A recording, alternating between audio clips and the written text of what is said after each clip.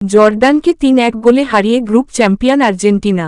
Dallas, Texas. ২০২৬ FIFA বিশ্বকাপ ফুটবলের group পর্বের শেষ ম্যাচে জর্ডানকে ৩-১ ব্যবধানে সহজেই হারিয়েছে বর্তমান বিশ্বচ্যাম্পিয়ন আর্জেন্টিনা। এই জয়ের ফলে গ্রুপ জে থেকে অপরাজিত থেকে টেবিলের শীর্ষস্থান নিশ্চিত করল লিওনেল স্কালোনির শিষ্যরা। ডালাস স্টেডিয়ামে অনুষ্ঠিত এই ম্যাচে আজ আর্জেন্টিনার প্রধান তারকা লিওনেল মেসিকে শুরুতে বেঞ্চে রেখে মাঠে নামে আলবিসেলেস্তেরা। তবে দলের জয়ে কোনো বেগ পেতে হয়নি। ম্যাচের মূল মুহূর্তগুলো ১৯ মিনিট। ম্যাচের শুরু থেকেই আধিপত্য বিস্তার করে খেলে আর্জেন্টিনা। ১৯ মিনিটে জিওভানি লো সেলসো একটি দুর্দান্ত ফ্রি কিক থেকে গোল করে দলকে ১-০ ব্যবধানে এগিয়ে নেন।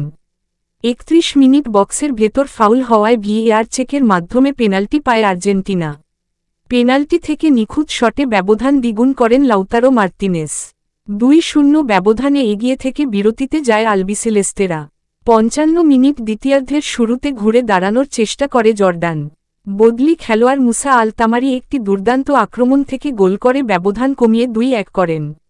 ৮০ মিনিট জর্ডান ম্যাচে ফেরার আভাস দিলেও তা বেশিক্ষণ স্থায়ী হতে দেননি ফুটবল জাদুকর লিওনেল মেসি। দ্বিতীয়ার্ধে বদলি হিসেবে মাঠে নেমেই ৮০ মিনিটে এক চমৎকার ফ্রি কিক থেকে গোল করে আর্জেন্টিনার ৩-১ গোলের জয় নিশ্চিত করেন তিনি।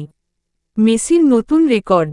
এই ম্যাচে গোল করার মাধ্যমে লিওনেল মেসি বিশ্বকাপে নিজের ১৯তম গোলটি করলেন।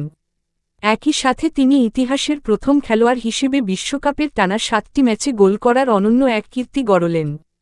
পরবর্তী ধাপ গ্রুপ চ্যাম্পিয়ন হয়ে আর্জেন্টিনা এখন শেষ ৩২ এর লড়াইয়ে কেপ ভার্দের মুখোমুখি হতে মায়ামি স্টেডিয়ামের উদ্দেশ্যে রওনা দেবে।